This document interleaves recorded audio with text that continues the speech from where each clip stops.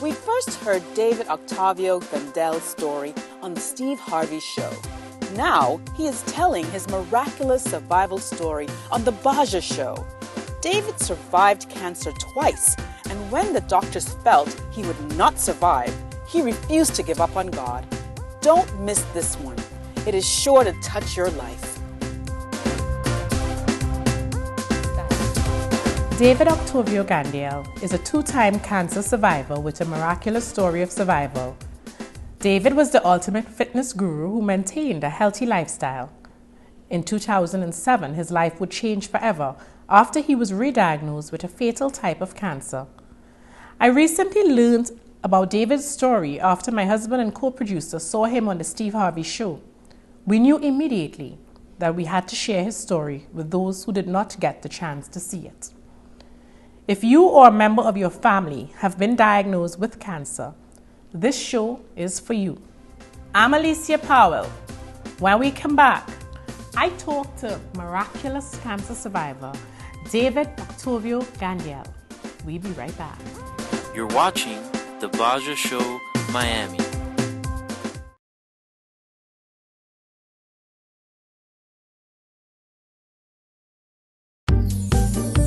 RBC Royal Bank wants to put you in the driver's seat. As you embark upon your many journeys ahead, we're with you every step of the way. RBC Royal Bank, strength at work for you. The freshest foods, the perfect meal, the ultimate kitchen. At Courts, we offer the widest range of kitchen solutions from the world's top brands at the best prices guaranteed. So whether it's a small or large appliance, come to Courts to find the one that's right for you and add that special magic to your kitchen. Courts, bringing value home. You're watching The Basia Show, Miami. Welcome back. You're watching The Basia Show. I'm Alicia Powell, and with me is cancer survivor David Octavio Gandell. David, it's my honor. Welcome to The Basia Show. Thank you for this opportunity. It really is a blessing for me. Thank you for giving me this opportunity. Really. I mean, sometimes you reach out to many people, and I can't take the credit for this because I was traveling and my husband and business partner saw your story and he knew immediately that we had to get you. And one of the reasons for that, let me explain quickly before we go into your story, is really just because of our journey and me being an advocate for breast cancer and really telling the story that cancer is treatable, cancer is beatable. I sang that story for so many years that I got tired. And when we saw the chance to show them, because sometimes people may say, well, your cancer wasn't so bad. Your cancer wasn't so advanced, because all cancer is bad. And when we see a miracle like yours, we can't let that pass. We have to show that to the world. So thank you for allowing us to do this. Well, it's a pleasure, and it really is a blessing. Yeah. My purpose is to share the story. It's God's story. Yeah. And I always tell people, just like there's certain people that can't handle that kind of pain. Yeah. There's certain people that can't handle that type of chemotherapy or that type of even the news to be said. So I always say, God will never give you something you can't handle. So when someone says, well, I didn't have your type of cancer, I had this type of cancer, that's all you could handle. Yeah. But what are you doing with that? And that is where I'm at. It's what are you going to do after you survive such a thing? What did you learn from it? And what does your life really mean? And that's what I do now as a life coach and as a speaker. It's trying to get to that meaning of we all got a purpose. I want to pause because people are looking at you now and they're listening to you and we have a way of brushing things aside, but I want us to highlight, and it's probably going to be on the screen in a short while. This is what you looked like in 2007. 2006. And then the top picture after the surgery, that was 2007. 2007. Correct. But my worst was in August 25th of 2006. Right. And you say you're a life coach now, and I'm sure you're able to revisit that, and you've had to revisit those moments many times to really explain to people. Almost daily. Daily. Almost daily. And I admire you for that, because sometimes I can't go back. So I take know, me and back. I hear that a lot. Yeah, Yes. you know, sometimes you just want to, but let's talk about you and take me back to a moment where you were diagnosed with a fatal cancer and you were being told, yo, buddy, you're going into a 12-hour surgery. You are as weak as you are there, as we showed on the screen, and you may not survive the week. What Correct. goes through your mind?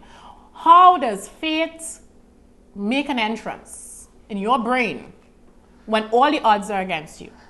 Well, we have to rewind a little bit to 2004. I was 29 years old, perfect health, long hair, great weight, modeling, doing things, running multiple gyms and health clubs. And I was diagnosed with an immature teratoma. And what's that? That Please is a explain to our tumor. viewers what that is. That is a tumor that, because it's immature, it grows different types of cancers. And that's the problem in the medical world.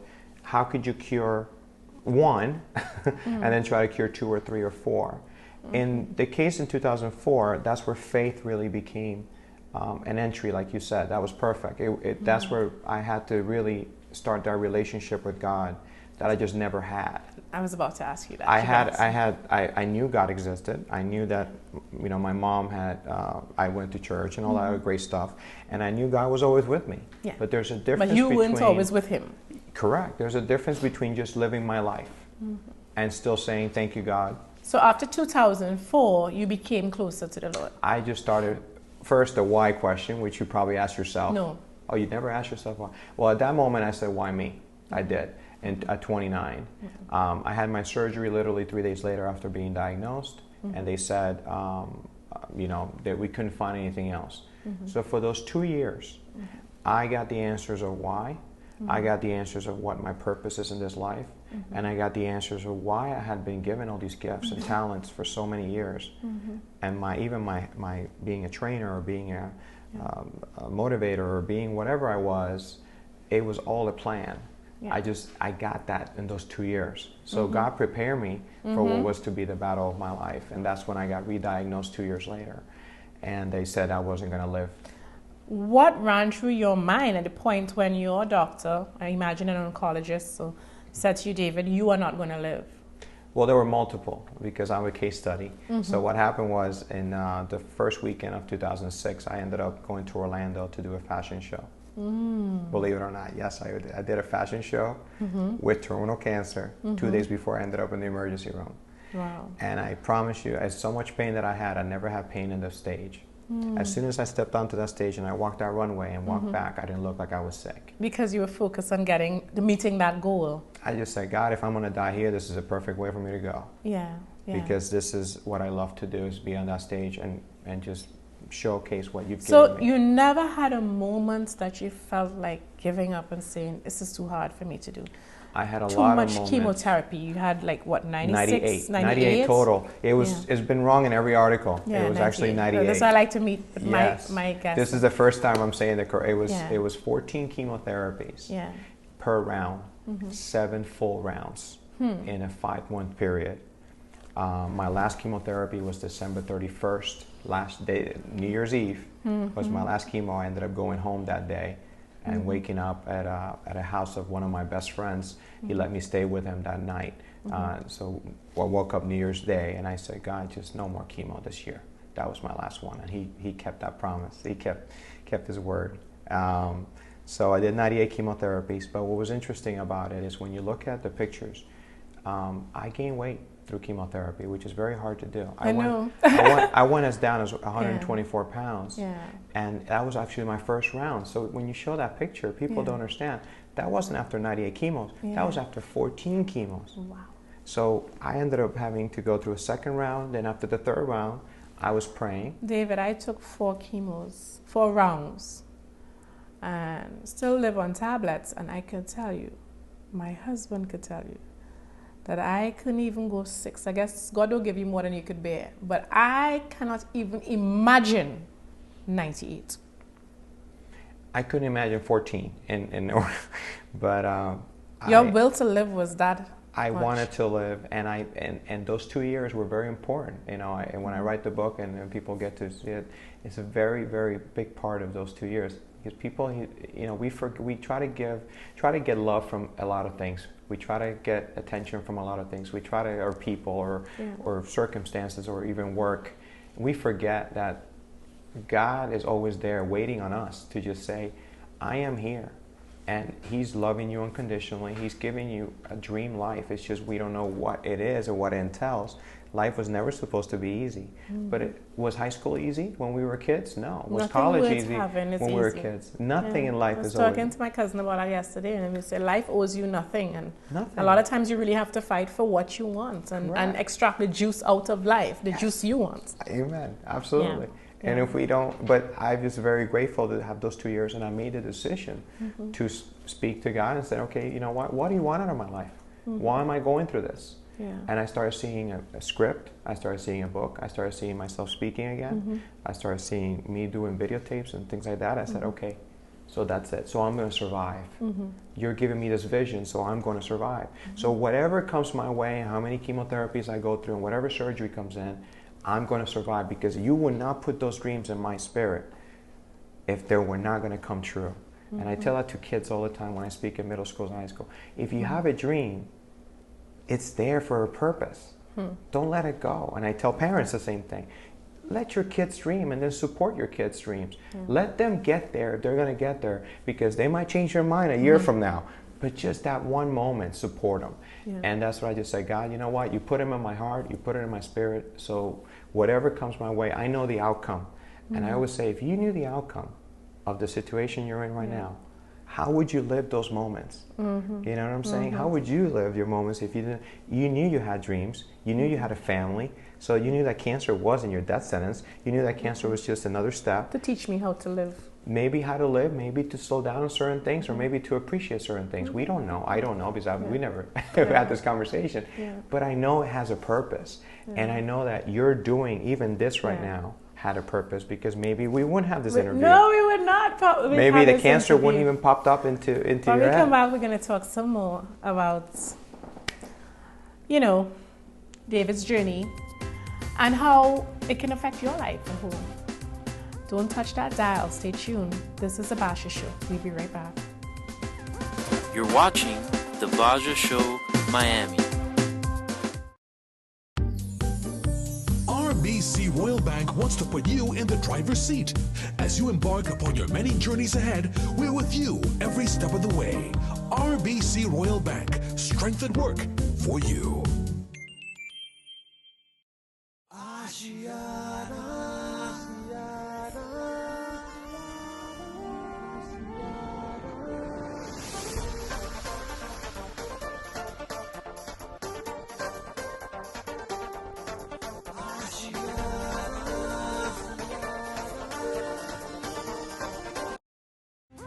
You're watching the Basia Show, Miami. Welcome back. This is the Basia Show. I'm Alicia Powell, hanging out with Cancer Hero, because no other title is fitting for this gentleman. David Octavio Gandell, a man who fought a fatal type of cancer, not once, but twice.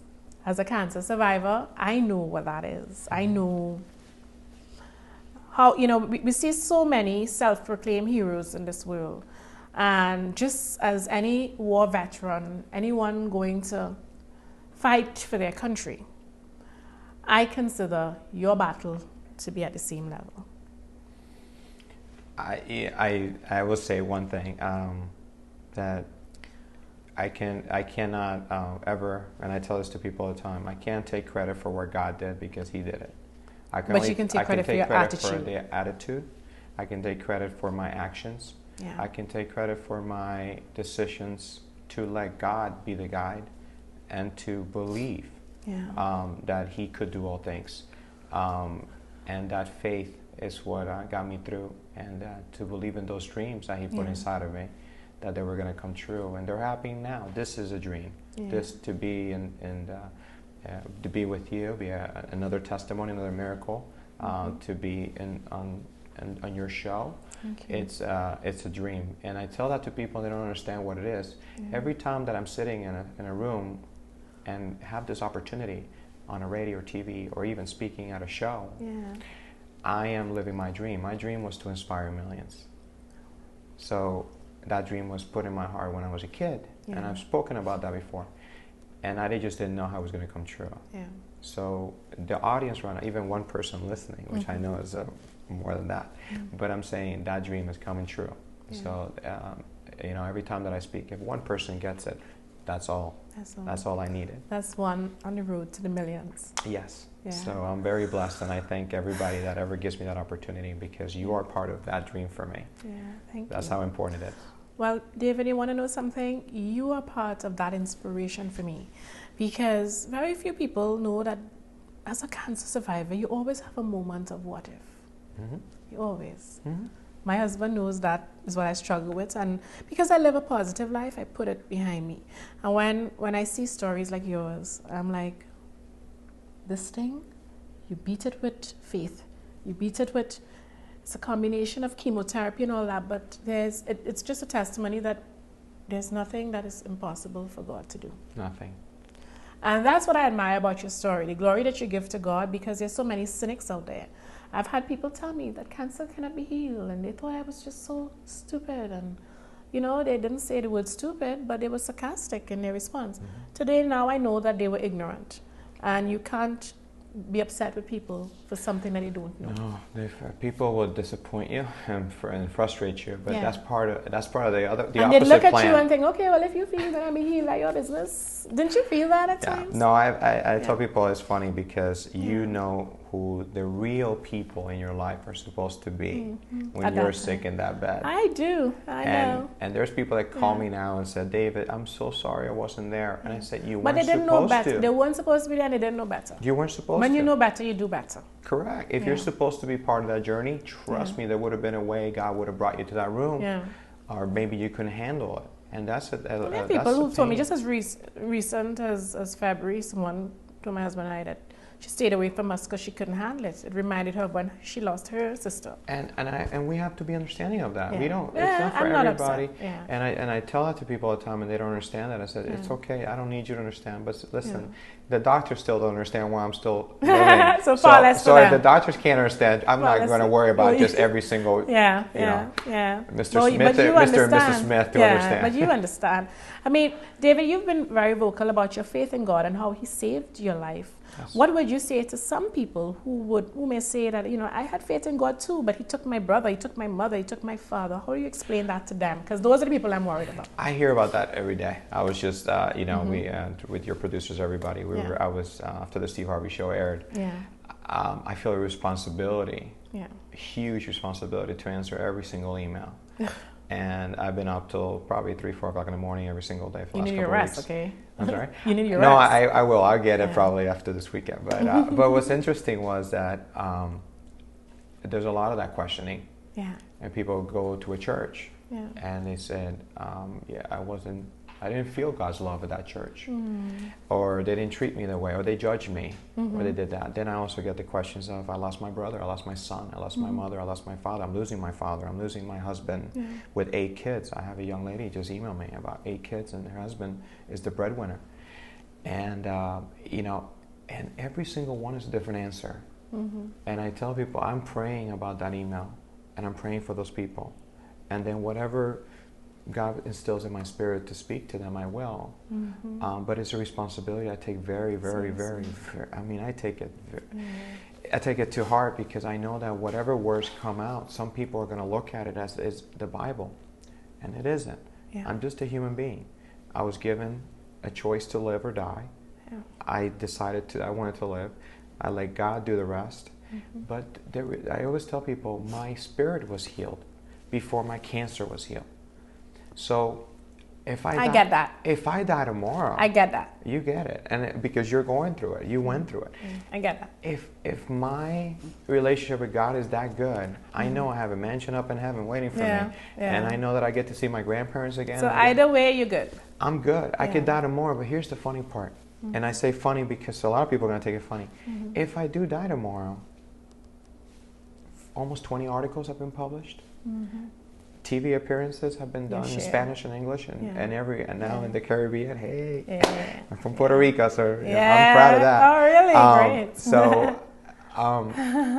the story's going to be told. Yeah. You know, we look at the. You've done your job. I've done my job, and if God's proud of me, to that. if He says good and faithful servant, amen. But Amen. I know that He's got more for me. Yeah. I know that I'm working on. We'll a talk lot of some more about that projects. when we come back. Okay. You know, this is a Basia show. Stay tuned. I want David to give some advice to some of our cancer patients out there in need of hope. We'll be right back. You're watching The Basia Show, Miami.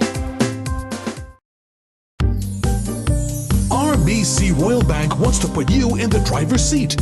As you embark upon your many journeys ahead, we're with you every step of the way. RBC Royal Bank, strength at work for you. Timeless. At Courts, we have the widest range of furniture to suit any style, so you're sure to find something that's you. Furniture is fashionable, only at Courts, bringing value home. You're watching The Basia Show, Miami.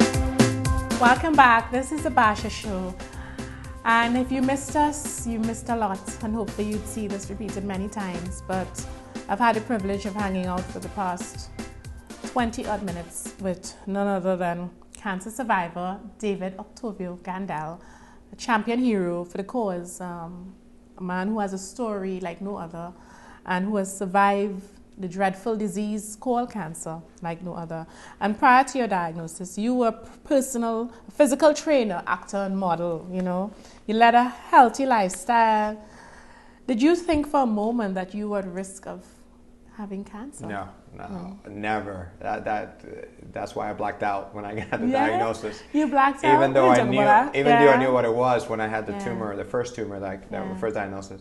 I blacked after the doctor says you do have cancer. He kind of confirmed it. I was given blood, and I never passed out giving blood. And the nurses had to wake me up. So how did they find it?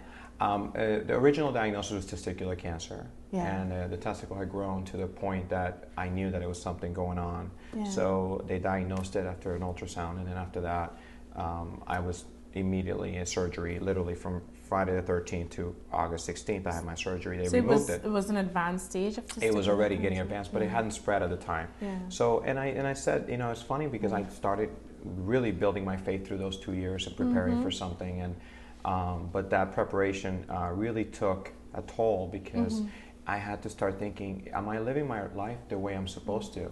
Am I doing what I'm supposed to? And that's when kind of I got the confirmation that this was going to be my life if I chose to do it. Because I could have given up at any moment, like you said. I know. There were so many times I could have given up. I could have just not eaten. I could have just laid in bed and just felt sorry for myself. I could have done a lot of those things. And but I just kept praying, and I can't give people a different answer. So and let's get to that, because what I'm about to ask you is, what advice do you have for cancer patient looking at this interview, who has been giving a specific time to live? And before you answer that, because that's something I see so often. I have a breast cancer network in the Caribbean, and I have two friends in Toronto, but the doctors gave one month to live 20 years ago, and the other a few months to live about 13 years ago. Yeah, they do this. What advice? Because somebody who's out there is in your situation right now, and theirs. I never got a time. I was told that because I had great doctors, I was told that I'll be fine. I just have to keep doing the right things. But there are people who a doctor watches you in your face. My mom has a friend like that, and say, "Hey, you have 2 months, 3 months, and counting." What do you say to them? Well, there's two opposites. One is some people don't even survive those months. I just found out someone was diagnosed with 3 months and they died in 2 weeks. 2 weeks. And probably done. they didn't know they'd still be living. They just done. They're done. Yeah. They lose hope. Yeah. So one thing that I don't want people to do is that one. Don't lose hope. Don't lose hope. And number two, find out, why are you alive? What has happened in your life, and what do you want to do with your life? And that's the decision that you have to make. Do I want to live first? And then include God in that equation. Just, even if you don't believe in God, just say, test Him. Hey, start just saying, why not? Just give it a shot. I tell people, why don't you just give God a shot? You know, and I said at the church, give Jesus a shot.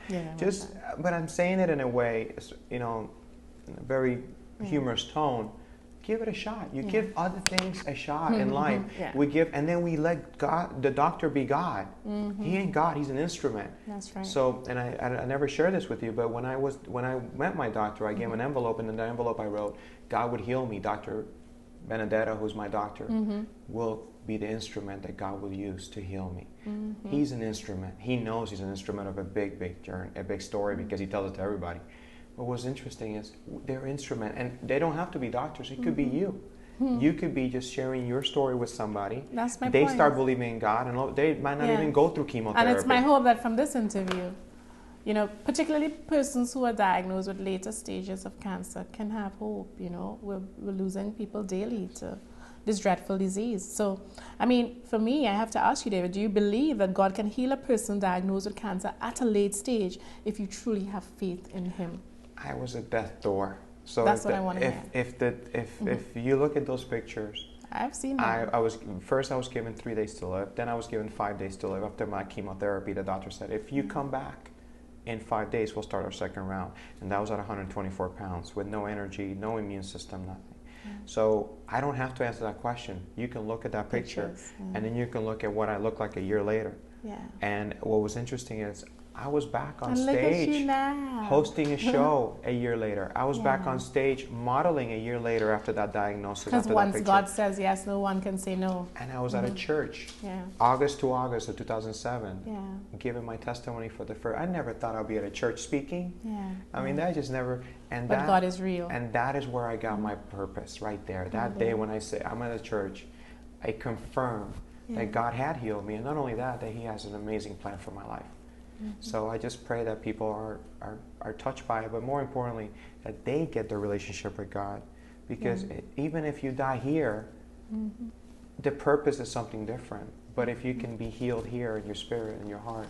Thank you for that. And thank you for just spending this time with me. Thank you for sharing. And how can they reach you? What's your Facebook? What's your website? My name. DavidOctavioGandell.com, or they can go to Facebook, David Octavio Gandell, 2-time cancer survivor. And that'll be on our screen. And on your website as well. And thank you for letting this be part of my dream. You don't know how, I mean, every time I do this, this is very special for me. Well, I want to end off with a small quote that says, faith is what the eyes can't see, but the heart can feel. I'm Alicia Powell. Thank you for watching The Basia Show. See you next time. Basia for life. Bye.